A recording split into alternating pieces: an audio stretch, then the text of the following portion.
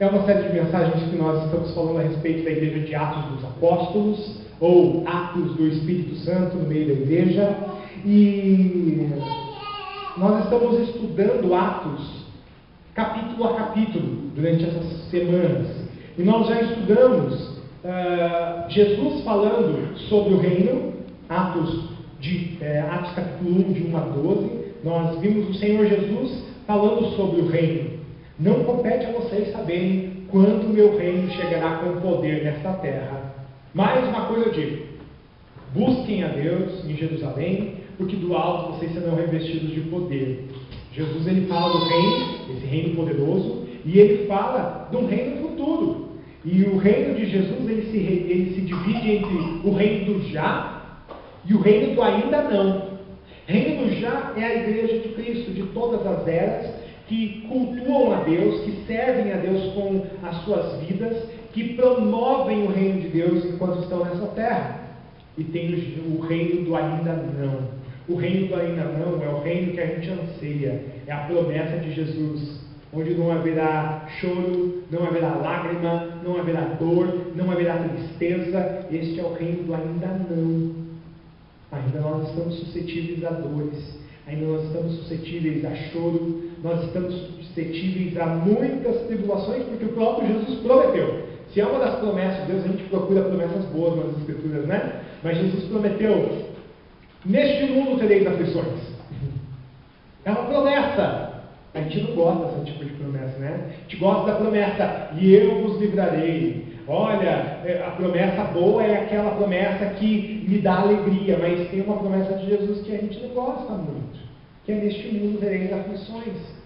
É claro que mesmo as promessas assim de Jesus, elas terminam com um up, né? Elas terminam com jogar a gente para cima, e Jesus termina dizendo: mas tenha um bom ânimo, eu venci o mundo. Olha que Deus maravilhoso. Ele nos diz que nós teremos tribulações, que nós teremos lutas, mas ele já dava escape. Mas tenha um bom ânimo, porque eu venci o mundo. Depois nós estudamos sobre o teu reino vem enquanto oramos, que foi a mensagem da semana passada. Nós falamos sobre a oração, em especial a oração do Pai Nosso. O que o Senhor quis nos dizer com essa oração do Pai Nosso? Não é uma fórmula para nós ficarmos repetindo, até porque Jesus disse que nós não podemos ser como os pagãos que ficam repetindo as suas orações, mas nós devemos orar. E orar, do latim, vem da palavra parlare ou orare, significa falar. Já reza ou rezar vem da palavra recitare, que é recitar um texto, né? E Jesus nos ensinou a orar, não a ficar recitando, embora que recitar, né, em especial as orações da Bíblia, como o Pai Nosso, como o Salmo 23 e como todos os salmos, deve ser uma prática nossa, não é? Mas os momentos de conversa com Deus deve ser um momento íntimo. E hoje nós vamos falar sobre o teu reino venha com poder. Abra a tua Bíblia lá em Atos capítulo 2. Nós vamos ler do 14 até o 21.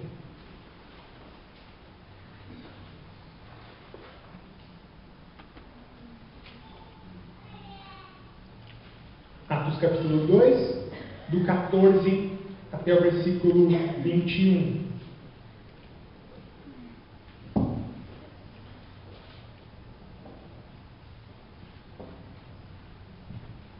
Vamos ler a palavra de Deus?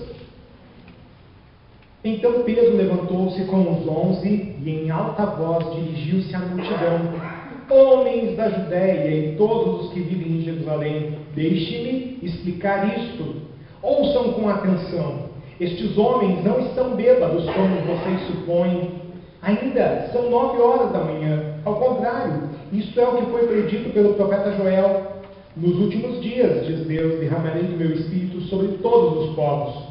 Os seus filhos e as suas filhas profetizarão. Os jovens terão visões. Os velhos terão sonhos. Sobre os meus servos e as minhas servas derramarei o meu espírito naqueles dias, e eles profetizarão. Mostrarei maravilhas em cima, no céu, e sinais embaixo, na terra: sangue, fogo e nuvens de fumaça. O sol se tornará em trevas, e a lua em sangue, antes que venha o grande e glorioso dia do Senhor. E todo aquele que invocar o nome do Senhor será salvo. Vamos orar mais uma vez? Paizinho, está aqui a Tua palavra que nós lemos. A Tua palavra é poderosa em si e é carregada do poder do Teu Santo Espírito. Nós queremos, ó Deus, não somente ler a Tua palavra, mas ter ela descortinada diante de nós nessa noite. Por isso, vem e fala conosco, nos admoesta, Senhor, muda a nossa vida, transforma, Senhor, o nosso ser. Nós clamamos a Ti em nome de Jesus. Amém. Irmãos, nós devemos nos dedicar como igreja ao estudo da igreja de Atos. Por que como igreja? E por que nós devemos nos dedicar? Porque deste livro nós pegamos fontes importantes para o nosso dia a dia como igreja, o nosso dia a dia como cidadãos, o nosso dia a dia como pessoas que vivem nesse mundo. Nós vemos que a igreja de Atos dos Apóstolos, ela tinha um estilo de vida. E nós percebemos também que é o estilo de vida ensinado pelo próprio Jesus. A igreja de Atos, ela leva a entender que nós somos sujeitos ao pecado, mas nós somos povo santo. E se você for ler lá em Atos 2, 38, 39 e 10, 43, você vai ver isso, que era uma igreja que pecava, mas era uma igreja que era chamada pelo nome de Deus. Nós somos sujeitos ao mundo natural por causa da nossa natureza, mas nós somos servos de Deus e senhoreados por Ele. Deus é o nosso Senhor, Jesus Cristo é o Senhor da igreja. Nós vamos ver isso em Atos 11, 26 e 17, 28. Ao longo das páginas de Atos, nós vamos ver como era o dia a dia dessa igreja, e se nós compararmos com o Evangelho, nós vamos ver que era justamente o reino que Jesus queria deixar nesta terra. A gente fica pensando em reino de Deus, e a gente confunde com o reino dos céus. Mas o reino de Deus, aqui na terra, deve ser a igreja de Cristo. Portanto, se eu e você não somos reino de Deus, se nós não representamos Deus, e digo mais, se a gente não faz a vontade de Deus, nós estamos perdendo tempo na igreja. Nós estamos perdendo tempo aqui hoje, no domingo. A gente podia estar lá enfiado no pecado. E a gente podia estar aproveitando melhor as coisas desse mundo. Nossa, pastor. É verdade. Quando nós não vivemos Jesus Cristo no nosso dia a dia, na verdade a gente está jogando tempo fora. Por que não beber então? Por que não fumar? Por que não ir para os lugares que a gente tem vontade de ir? Ou vai me dizer que você não tem vontade de ir em lugares complicadinhos que nós não iríamos porque nós somos evangélicos?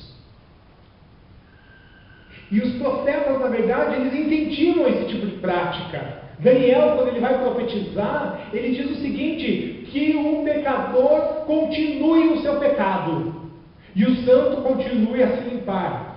Apocalipse repete justamente essas mesmas palavras, que o santo se santifique mais, e que o impuro se torne ainda mais impuro. Irmãos, nós estamos perdendo tempo, se nós não estamos vivendo o reino de Deus como igreja, porque a igreja é o reino de Deus, e a gente precisa voltar à origem. A igreja de Cristo na face da terra, ela tem experimentado um tempo de ceticismo. As pessoas já não acreditam mais na palavra de Deus. E essa semana eu tive a oportunidade de pesquisar bastante na internet aí, vídeos e livros e tudo mais, falando que a Bíblia, por exemplo, é mentirosa.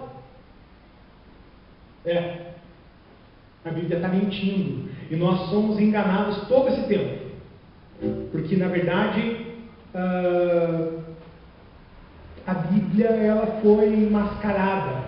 Teve acréscimo, teve diminuição. Então, a Bíblia não é verdadeira. Nós temos fortalecido isso, irmãos, por causa das coisas que nós temos visto na televisão, na internet, da Igreja de Cristo. Às vezes eu fico até envergonhado de ver algumas práticas de algumas igrejas, porque elas distanciam mais as pessoas de Deus ao invés de aproximá-las. Será que nós como igreja não temos agido assim, através das nossas práticas, através das nossas ações? Eu e você somos porteiros do céu. Quando a gente faz uma fofoca, Quando a gente vai lá e faz uma fofoca para o vizinho, uma fofoca para o irmão, uma fofoca para a irmã, uma fofoca para o parente, uma fofoca do que acontece na igreja para alguém, na verdade a gente está barrando a entrada dessa pessoa no reino de Deus. Porque é assim que a gente age. A gente, na verdade, está fazendo propaganda contrária àquilo que Jesus disse: vinde após mim. A gente está dizendo, a igreja não é um lugar muito bom. Pastor, mas o pastor tem que concordar que tem coisa ruim na igreja. Sim, concordo em gênero, número e grau. Concordo. E apoio. E endosso. A igreja é um lugar onde há pessoas. E as pessoas são más. Eu estava conversando com algumas pessoas e eu repeti o mesmo discurso para acho que umas 2 ou 3 pessoas a semana passada. Viu, meu querido? Não conte as coisas da sua vida para qualquer um. Não abra a sua vida para qualquer um, mesmo na igreja. É engraçado, porque semana passada eu tive que repetir essa mesma frase para umas 2 ou 3 pessoas em aconselhamento. Sabe por quê, meu querido? Porque as pessoas são más. E as pessoas aumentam e diminuem as histórias. E daí você talvez me pergunte, pastor, mas dentro da igreja isso não existe. Infelizmente existe. Mas não é por isso que eu vou falar lá fora. Eu sempre comento a seguinte história. Se alguém fala para mim de algum membro dessa igreja, talvez nem membro não é, mas é congregado nosso aqui, que está participando conosco dos cultos, irmãos, eu fico muito bravo. Fico muito bravo. Porque isso eu aprendi com a minha mãe. Quem pode falar dos meus filhos sou eu. A tua mãe não falava assim? Quem pode falar das minhas filhas sou eu. Os outros não podem vir falar das minhas filhas para mim. É a mesma coisa. Tá? Não tenho filho aqui nessa igreja com idade suficiente para, né? Mas, irmãos, quando alguém lá de fora vem falar, olha, você não sabe o que o Tiago está fazendo. Eu sei. Eu sei sim. Sabe, amados, nós precisamos ter um protecionismo na igreja, porque era assim a igreja de Atos. Eles se protegiam um ao outro. É assim que deve ser. Nós precisamos nos proteger uns aos outros. A igreja de Atos estava provando de algo novo, mesmo que com seus paradigmas à flor da pele. A igreja de Atos era uma igreja cheia de paradigmas sendo quebrados dia após dia. Já percebeu isso? Pedro está lá, orando, de repente ele sai numa sacada lá, e Deus fala para ele, olha para o céu, Pedrão, olha aí que você vai ver um negócio diferente. Daí desce um lençol do céu, e Pedro fica olhando, Senhor, o que tem dentro desse lençol? E o que tem dentro desse lençol? Olha que ele chega, animal impuro. Dos judeus, animal impuro era répteis, porcos, animais marinhos que não têm escamas, nem barbatanas.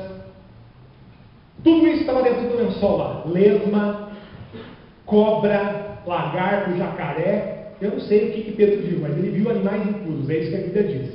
E a Bíblia diz que é toda sorte de animal impuro. E Deus fala para Pedro, Pedro, come agora. Ele, Senhor, eu tenho seguido os preceitos da tua lei, não me alimento dessas coisas, Senhor. Pede qualquer coisa que eu faço, mas isso eu não vou fazer. Paradigma. E Deus fala para Pedro, Pedro, não torne impuro aquilo que eu purifiquei. E na verdade tem 2 paradigmas nessa visão de Pedro. Porque o primeiro paradigma é o alimento. Jesus cansou de falar para os seus discípulos, o que entra pela boca não deixa o corpo impuro, mas sim o que sai da boca. Sabe Pedro, sabe Tiago, sabe João, sabe Bartolomeu, aquilo que vocês falam, se vocês fofocam, se vocês falam palavrão, se vocês vivem uma vida imunda, isso sim deixa o corpo de vocês impuro, mas comer, não. Porque aquilo que o homem come é logo expelido. Passa pelo trato digestivo e é expelido. E agora Pedro, tendo essa visão, meus amados, Pedro ele tem 2 paradigmas a vencer. Primeiro, a alimentação. E o segundo, mais grave do que a alimentação, era levar o evangelho às pessoas que não eram judeus. E Deus fala para ele, vá lá na casa de Cornélio. Ele é um soldado romano, é um homem muito importante, e eu quero salvar esse caboclo para mim. Quero salvar ele. Pedro, oh Senhor, eu prefiro comer então as coisas impuras. Porque o judeu, ele tinha asco, ele tinha ódio, ele tinha nojo de pessoas que não faziam parte da fé judaica. Irmãos, a igreja de Atos estava vivendo quebras de paradigma diariamente, todos os dias. E nós, como igreja, nós precisamos estar preparados para isso, quebrar os nossos próprios paradigmas. A igreja de Atos estava provando de algo novo. Eles tinham no coração as palavras de Jesus. João 16, 12 a 15. Ainda tenho muitas coisas para lhes dizer, mas vocês não poderiam suportar agora.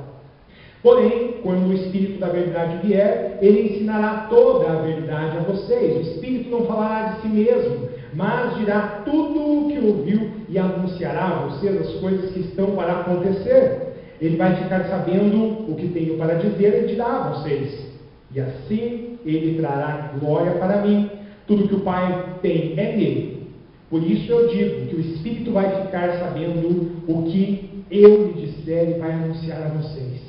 As palavras de Jesus, irmãos, elas dão sempre conforto para nós. E a gente precisa entender, a gente precisa estar com o nosso ouvido muito bem atento ao que Deus quer nos dizer. A igreja de Atos, ela estava ouvindo o tempo todo.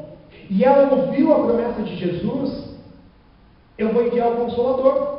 E aqui em João capítulo 16, nós vemos Jesus prometendo o Consolador. Quando ele vier, quando ele vier, quando ele vier, você vai ver isso umas 4 ou 5 vezes na fala de Jesus em João capítulo 16. E o povo então estava esperando. Qual é o paradigma que vai ser quebrado agora? Tem mais paradigmas a serem quebrados. Homens e mulheres orando juntos. Os judeus, eles não se reuniam com mulheres, muito menos para orar. E aqui nós vamos ver em Atos capítulo 1 que eles estavam reunidos unanimemente todos os dias e eles oravam, inclusive com as mulheres, Maria, a mãe de Jesus, os seus irmãos e as demais. Mais um paradigma. E agora no Pentecostes tem mais uma coisa que vai quebrar o paradigma. O que Deus vai fazer nesse negócio? Como que Deus vai fazer o Espírito Santo vir sobre a igreja? O reino de Deus estabelecido na terra é a igreja de Jesus. Esta é a igreja, o reino de Deus. Basta seguirmos o caminho que devemos e assim fazemos a vontade de Deus para nós nos tornarmos o seu reino. Quando nós cumprimos as palavras de Jesus e Jesus diz, faça, e nós fazemos, nós estamos sendo o reino de Deus. O reino de Deus virá com poder através da igreja. Mas isso não é mérito nosso, irmãos, assim como não é mérito dos primeiros discípulos de Jesus. E quando eu estou falando para vocês que o reino de Deus virá com poder nesta igreja, porque é nesta igreja, a primeira igreja batista no Bairro Novo. Há muitas promessas de Deus a serem completas, a serem plenas na nossa nação. E nós precisamos estar com os ouvidos atentos, amados. A nossa nação precisa se render ao Senhor Jesus. Nós precisamos ampliar o reino de Deus. O ano passado nós chamamos o irmão Almir Naniman, agora pastor Almir. E ele veio trazer uma mensagem para nós, né? Edificou muito a nossa vida, sobre finanças, né? Ele falou bastante sobre finanças para nós, edificou muito a nossa vida. E nós ficamos até mais tarde aqui na porta da igreja conversando, né, Valmir? Ficamos um tempão ali, conversando e conversando. Daqui a pouco o pastor Almir disse, estou indo embora, viu? Deus abençoe vocês, pegou o carro e foi. Daqui a pouco ele parou lá na esquina, lá na frente, engatou uma ré e veio e parou aqui na frente da igreja. Olha, eu não sei porquê, mas Deus está mandando eu voltar aqui e trazer uma palavra para vocês. E abriu a Bíblia num texto que diz o seguinte: amplie as suas tendas, jogue as cordas bem longe, bem longe.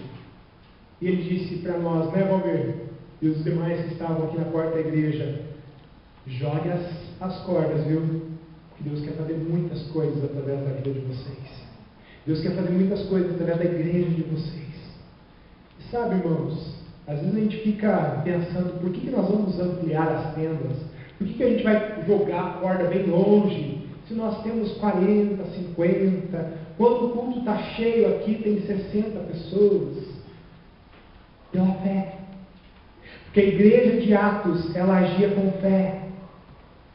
Era com fé. Nós precisamos agir com fé. Nós vemos a postura dos apóstolos e os aproximadamente 120 discípulos de Jesus. Obrigado, João. Nós vemos que eles estavam unânimes em tudo, em especial na oração. Porque Jesus disse: fiquem em Jerusalém, até que do alto sejais revestidos de poder. E aí sim, vocês serão minhas testemunhas, tanto em Jerusalém, como na Judéia, como em Samaria e até os confins da terra. Nós vemos aqui em Atos 2 o cumprimento dessa promessa de Jesus. Hoje, se a gente estiver ouvindo a voz de Deus, meus amados, nós vamos entender que o Espírito Santo quer nos levar a fazer cumprir o reino de Deus nessa terra. Se nós estivermos com os nossos ouvidos atentos, nós vamos entender que Jesus quer fazer com que a gente amplie o reino de Deus. Talvez você não esteja disposto hoje a ampliar o reino de Deus. Tem muitas outras coisas para fazer. E eu quero te dizer que Jesus só salvou pessoas para trabalhar no reino.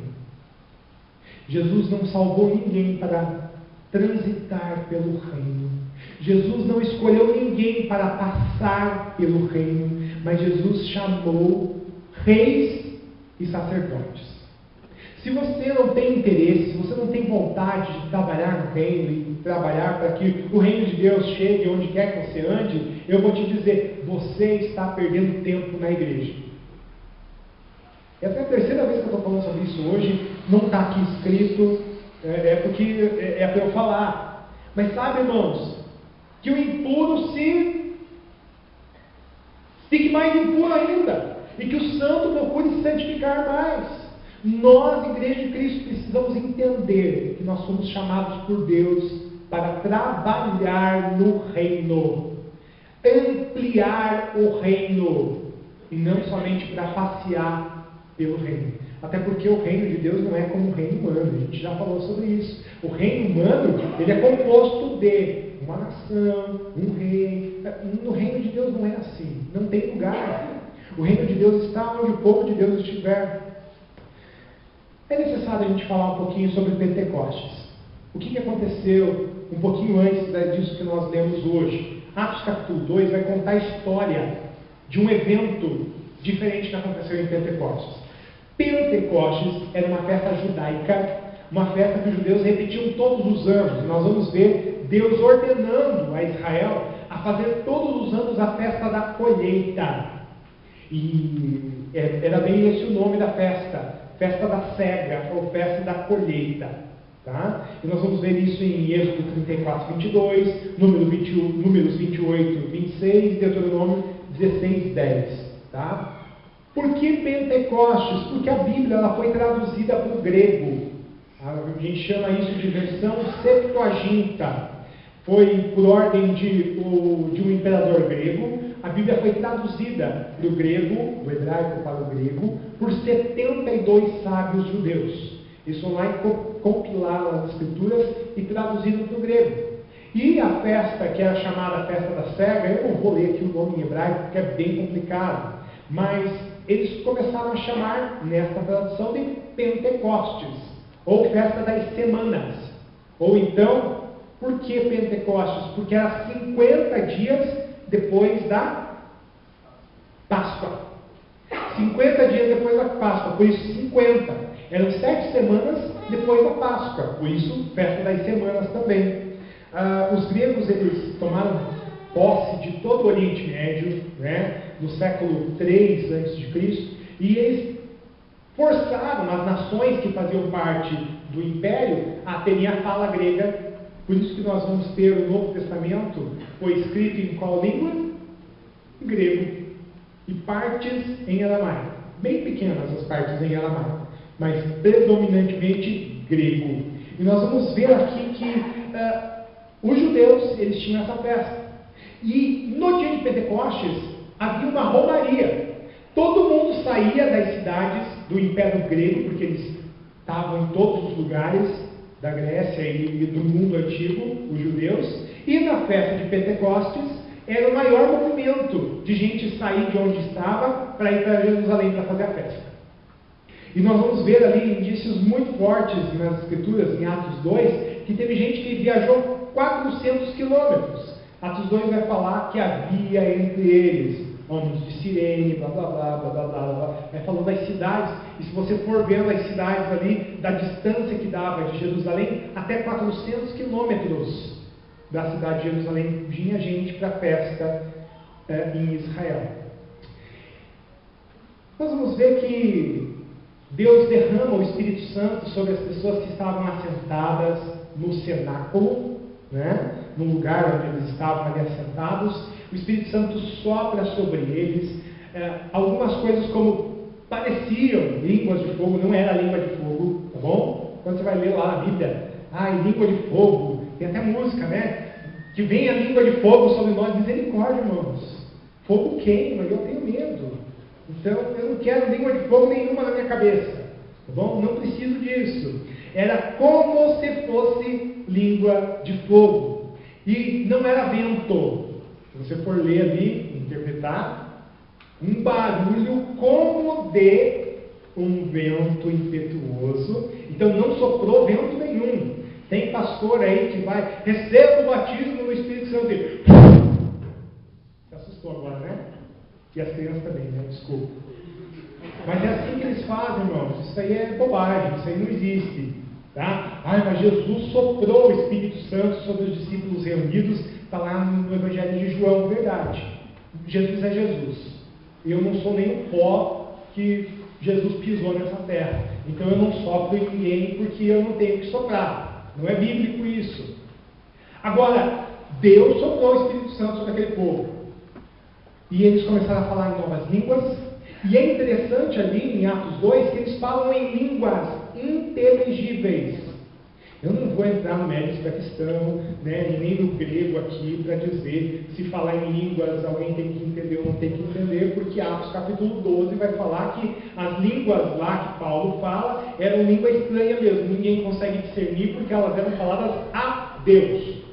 Tá bom? E isso a maioria dos comentaristas bíblicos concorda. A língua de 1 Coríntios capítulo 12, 13 e 14 é diferente da língua aqui em Atos. Porque aqui a língua em Atos, cada um que estava viajando daqueles 400 quilômetros de distância, ouvia o Evangelho sendo anunciado na sua própria língua. As boas novas de Jesus, elas eram anunciadas em grego, em aramaico, em siríaco, em persa, era em latim. As pessoas, e eram pessoas pobres, 120 pessoas mais ou menos, tá bom? 120 pessoas que ficaram cheias do Espírito Santo, e essas 120 começou cada uma a falar um idioma diferente. Quando nós vemos em Babel, em Gênesis, que Deus dividiu as línguas, né? Não foi isso que aconteceu? Deus dividiu as línguas, e cada um começou a falar uma língua diferente. Aqui em Pentecostes é justamente o contrário. Mesmo que cada um falando uma língua diferente, eles estavam passando a mesma mensagem. A mensagem de redenção. A mensagem da cruz do Calvário. A mensagem que salvou a minha e a tua vida. Que coisa interessante, não é? Mas tem um fato ainda mais interessante, mais curioso sobre Pentecostes. E talvez você nunca tenha pensado nisso. A festa de Pentecostes era a festa das primícias, também conhecida assim. Porque cada um que plantava lá, plantava trigo, aquilo que se plantava em Israel, trigo, azeitona. Então você plantava trigo, você ia lá, semeava trigo. Quando chegava 50 dias depois da Páscoa, já estava na hora de colher. O camarada ia lá, colhia, e o melhor daquele trigo que ele colhia, ele levava para o templo para oferecer ao Senhor. Ele levava para Deus. Por isso que é a festa da cega ou da colheita. Porque eles levavam parte da sua colheita para oferecer ao Senhor. E vamos comparar então com uma colheita. Jesus ele compara o reino dos céus diversas vezes com colheita. Diversas vezes nas Escrituras. Nós vamos ver em todo o Evangelho Jesus comparando, não é? A plantar. O reino dos céus é semelhante a um grão de mostarda. Entende? O reino dos céus é semelhante a um agricultor que foi e contratou as pessoas. O reino dos céus é semelhante a... E sempre vai ver que a comparação que Jesus faz é a colheita. Agora em Atos capítulo 2, irmãos, nós vemos uma colheita de 3.000 almas do Senhor Jesus. Por que da festa de Pentecostes? Porque é uma colheita que Deus quer fazer. Deus quer fazer colheita, e Deus quer fazer colheita hoje também. Nós precisamos, irmãos, estar dispostos a fazer essa grande colheita. Nós vamos ver a comparação de Jesus com relação à plantação e reino dos céus, Mateus 15, 13, Mateus 13, Mateus 20, Marcos 12, Marcos 4, Lucas 13, tem vários textos que nós vamos ver Jesus comparando colheita. Vejam, os campos estão brancos, que Jesus estava falando? Do trigo. Está prontinho para colher. Pena que não tem trabalhadores, né? E Jesus fala para os seus discípulos: orem, pois, ao Senhor da seara para que mande trabalhadores. Em Atos dos Apóstolos tinha 120 trabalhadores, irmãos. 120 pessoas dispostas. E é justamente isso que Deus quer nos falar nessa noite. Nós precisamos estar dispostos a trabalhar na cega, a trabalhar na colheita, a trabalhar no plantio das sementes. E nós vamos ver que os discípulos eles estavam dispostos. A igreja apostólica era uma igreja coesa, unânime. Eles estavam dispostos a colher, irmãos. E nós precisamos estar assim hoje. Eles esperavam uma promessa. Quando Maria chegou contando que Jesus não estava mais no sepulcro.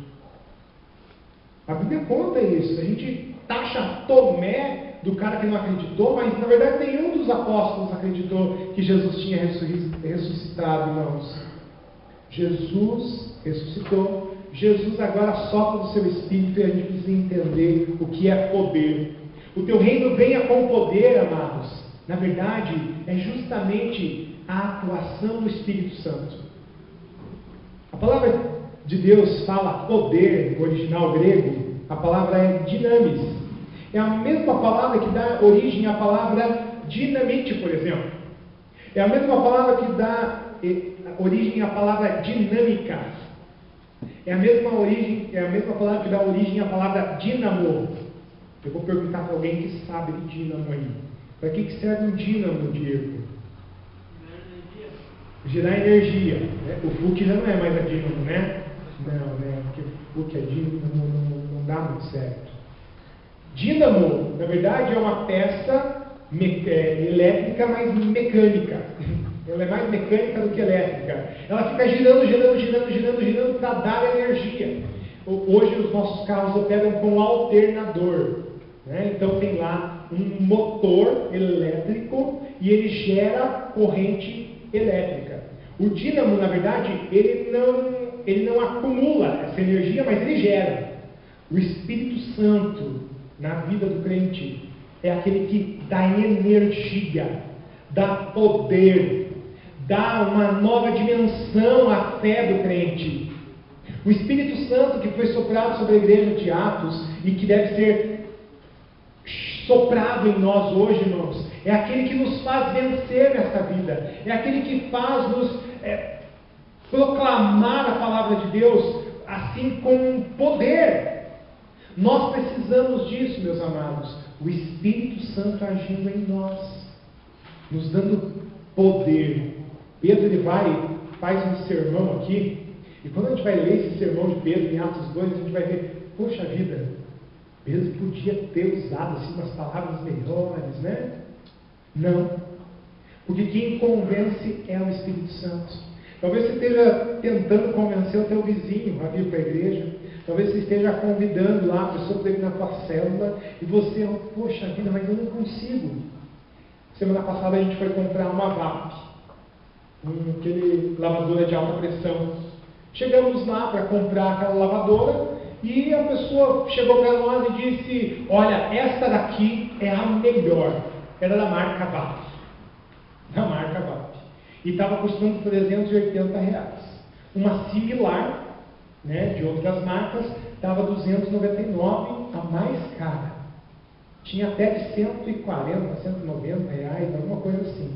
Eu falei: não, essa de cento e pouquinhos eu acho que eu não vou levar, porque eu tenho certeza que vai dar problema. Eu fui até abrir o meu celular e fui pesquisar na internet na hora. E vi lá que tem muitas reclamações daquela bem baratinha.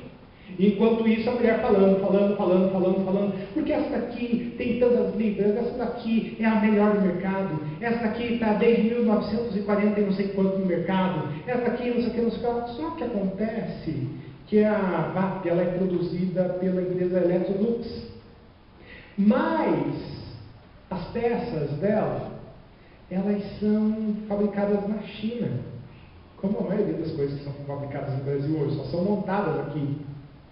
E, se você for pesquisar, você vai ver que todas as outras também. E você vai ver que, de repente, até o mesmo chinesinho que fez uma peça, fez a outra também. E eu sei disso. E a moça começou: não, mas você tem que ver que, na verdade, eu falei: moça, eu vou levar essa daqui, tá bom? Não, mas você tem que ver...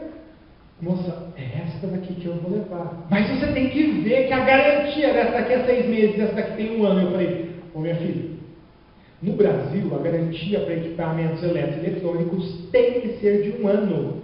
Não existe equipamento eletrônico do país que a garantia seja menor do que 1 ano. Então eu ganhei a discussão. Não porque ela perdeu, mas porque eu deixei ela falando sozinha, porque eu já não tinha mais como debater. Daqui a pouco eu estava saindo com a máquina que ela queria. Quando eu estava cruzando a outra gôndola lá, ela foi para o cantinho com o gerente dela. E o gerente dela falou: e daí? Está batendo a meta na venda da VAP? Gente, o Evangelho é bem parecido. Quando você não conhece o Evangelho, quando eu não conheço o Evangelho de Jesus, e a gente vai falar do Evangelho para as outras pessoas, a gente passa vergonha. Porque certamente vai ter alguém que conhece mais do que a gente. Você quer ver? Grupos religiosos, que a gente chama de seita. Eles conhecem a Bíblia melhor do que qualquer um. Você já experimentou debater com testemunha de Jeová? Já experimentou? Vou te falar que eu perco para eles. Nossa, pastor, é verdade. Porque naquilo que eles fazem, eles são muito bons, eles pesquisam, eles estudam. Então não adianta a gente debater teologicamente e se a gente não conhece. Mas agora tem algo de diferente, porque nós não conseguimos convencer ninguém com o Evangelho, irmãos. Quem faz esse convencimento, sabe quem é? Sabe quem é? Espírito Santo. Então não adianta você estudar e saber a Bíblia de cor e salteado. Saber a Bíblia de cor e salteado vai ser uma bênção para a tua vida. E lógico, se alguém me perguntar, você sabe. Mas não vai convencer ninguém, não. Porque quem convence do pecado, da justiça e do juízo, segundo o Evangelho de João, capítulo 16, é o Espírito Santo. Então eu quero indicar para os irmãos que busquem mais o Espírito Santo e busquem menos o próprio conhecimento. Nós precisamos buscar pelo poder do Espírito Santo, irmãos. E é esse poder do Espírito Santo. Pedro era um pescador, mal e mal sabia falar direito, mas no dia de Pentecostes, 3.000 pessoas aceitaram Jesus através de um pescador. Eu lembro de um testemunho de um irmão muito amado nosso, e ele contou que o irmão dele, pastor de uma determinada igreja lá em Maringá, convidou o juiz da cidade para ir ouvir um sermão na igreja. E ele finalmente, depois de anos convidando aquele juiz, conseguiu levar para a igreja. E o irmão desse amado irmão que a gente conhece, ele era pastor da igreja, pastor auxiliar da igreja, mas ele era também funcionário público na cidade. E um belo dia ele conseguiu levar aquele juiz para dentro da igreja. E chegando na igreja, cadê o pastor? O pastor não veio, o pastor está viajando. Meu Deus, e quem é que vai pregar? É o irmãozinho lá fulano de tal. Ai, não acredito. Por quê? Mas não é aquele irmão que fala, nós fomos, nós voltemos, nós vamos. Não é esse irmão? É esse irmão mesmo que vai pregar hoje. Você querendo ou você não querendo, vai ser ele agora. O irmão subiu no altar e o juiz de direito ali, né, magistrado da cidade sentado nos primeiros bancos. Aquele irmãozinho que nós fomos, nós voltemos, Jesus veio, Jesus foi, e nós voltemos para Jesus, terminou aquele sermão e fez um apelo. Só uma pessoa aceitou Jesus naquele dia: o juiz de direito. Juiz de direito, Nova Esperança, Paraná. Sabe por quê, irmãos? Porque não é o nosso fumo, nós voltemos que convence as pessoas, é o Espírito Santo. Não adianta eu saber, conhecer, e conhecer de grego, conhecer de hebraico. Isso é bom? Claro que é bom. Aliás, eu incentivo que a gente saiba a Bíblia. Eu incentivo que quem tem chamado vai estudar no seminário. Mas não é isso que faz um bom pregador, mas sim o Espírito Santo agindo, amados. Se você não tem coragem, se você não tem... pastor, eu morro de vergonha de falar de Jesus. Está faltando poder. Está faltando o Espírito Santo. Pedro, ele estava fugindo até dias antes do Pentecostes. Gente, o Pentecostes aconteceu 50 dias depois que Jesus foi crucificado. Os discípulos estavam com medo. Mas sabe, irmãos, o Espírito Santo deu uma coragem para eles. E Pedro, ao subir ali no púlpito improvisado do dia de Pentecostes, ele consegue arrebanhar 3.000 pessoas pelo poder do Espírito Santo. Você tem vergonha? Poder do Espírito Santo para você. Você tem medo? Poder do Espírito Santo para você. Você não consegue? Poder do Espírito Santo para você. É só assim. Não tem outro jeito. Vamos buscar o Espírito Santo de Deus? Nós precisamos disso, irmãos. Nós precisamos de poder. Sem isso a gente não consegue. E poder do Espírito Santo, eu canso de falar e vou falar novamente hoje, não é sair por aí que nem um helicóptero rolando e batendo em todo mundo. Não é poder do Espírito Santo não é falar numa língua estranha. Não! Poder do Espírito Santo não é isso. Poder do Espírito Santo é viver nessa vida o reino de Deus. Poder do Espírito Santo é viver nessa vida com coragem no reino de Deus. E a última coisa que eu queria compartilhar com os irmãos nessa noite é algo muito interessante que nós vemos em Joel 2, 28 e 29 e que Pedro usa nesse sermão. Irmãos israelitas, esse pessoal aqui não está bêbado não, esse pessoal aqui está cumprindo a profecia de Joel 2, 28 e 29. E nós vamos ver ali que, lembra dos paradigmas que eu falei no início dessa mensagem? Os judeus tinham muitos paradigmas. E um dos paradigmas era justamente o preconceito sexual. Mulheres não poderiam se pronunciar. O preconceito sexual existe ainda hoje na igreja brasileira e em muitos lugares. Não era só dos judeus, não. Mas Joel 2, 28 e 29 vai dizer assim, ó: e os filhos e as filhas, o que eles iam fazer? Profetizarão. Os filhos e as filhas profetizarão. É o homem e a mulher. Então você acha, ai pastor, mas eu sou mulher e eu tenho dificuldade. Não tem problema, tem o Espírito Santo para você. Pastor, mas eu sou homem e sabe como é que é, né? Homem tem todo esse jeito, todo gordito e tal. Eu tenho dificuldade para falar, pastor. Não tem problema, porque o Espírito Santo está aí para você também. Para filhos e filhas. Mas tem mais. Preconceito etário. Um judeu só poderia se tornar mestre em Israel ao completar 30 anos de idade. E daí você entende por que Jesus tinha aproximadamente 30 anos quando começou o seu ministério, não é verdade? Aproximadamente, não estou falando que ele tinha 30, tá? A gente não sabe qual era a idade de Jesus ao certo, a Bíblia não fala, ele tinha 30 anos. A tradição diz que ele tinha 30 anos, mas nós vamos ver nos evangelhos que ele tinha por volta de. Então é bem provável que ele tivesse 30, 31 anos, até no máximo 33 a 35 anos. Jesus morreu com 33 anos? Não fala isso na Bíblia também. Tá bom? Não fala. Você não vai achar na Bíblia um texto dizendo com 33 anos de idade, Jesus subiu ao madeiro. Não tem isso na Bíblia. Mas é uma estimativa. Somando as datas, vai dar em torno. Se ele tinha por volta de 30 anos, 3 anos depois ele ia ter 33. Provavelmente 30 completos ele já tinha, porque senão ele não teria o título de Rabi, ou Rabone, ou Rabino nos nossos dias. Um judeu só poderia ser rabino aos 30 anos de idade. Pastor, sou muito jovem. Não tem problema. Porque a Bíblia diz que os jovens e os velhos teriam sonhos. Jesus não. O profeta Joel. E agora Pedro repete a profecia do profeta Joel. E tinha um preconceito, outro preconceito complicado também. E eu vou falar um pouquinho antes do detalhe. Jeremias, quando ele vai profetizar, ele fala: Senhor, sou muito jovem. E Deus fala para ele: Ô Jeremias, eu não estou te perguntando se você é jovem, se você é velho. Estou mandando você profetizar, rapaz. Ah, pastor, eu já estou velho. Certa vez eu ouvi um irmão falando assim para mim: Ah, pastor, deixa para os novos esse negócio de trabalhar na igreja. Isso é para quem tem coragem, para quem tem força. Eu já estou velho. Oh, meus irmãos, a gente perde tempo quando a gente fala assim. Daniel, o profeta, ele tinha por volta de 86 anos de idade e ainda estava na ativa.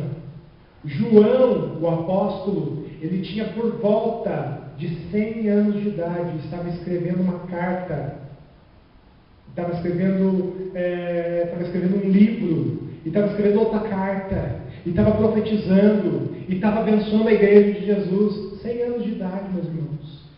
Ah, pastor, já sou muito velho. Deixa disso. O Espírito Santo para você.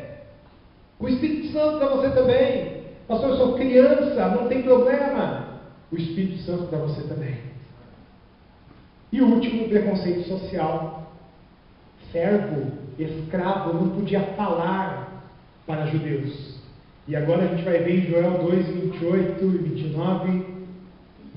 Até sobre os servos e as servas derramarei o meu espírito, diz o Senhor. Filemão. Tem um livro desse na Bíblia, sabia? Se não tem, procura lá que você vai achar. Filemão. É um livro que dá meia página. Dependendo da tua Bíblia, dá um pouquinho mais. Mas é meia página.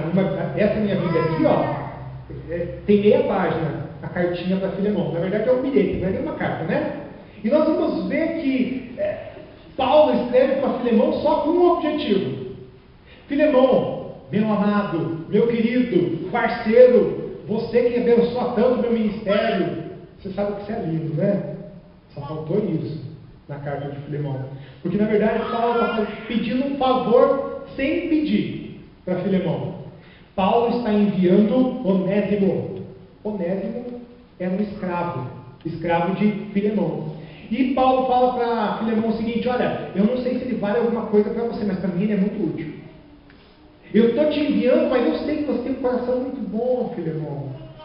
E ele seria muito útil para mim aqui. Mas ele é teu, né? Então eu estou devolvendo.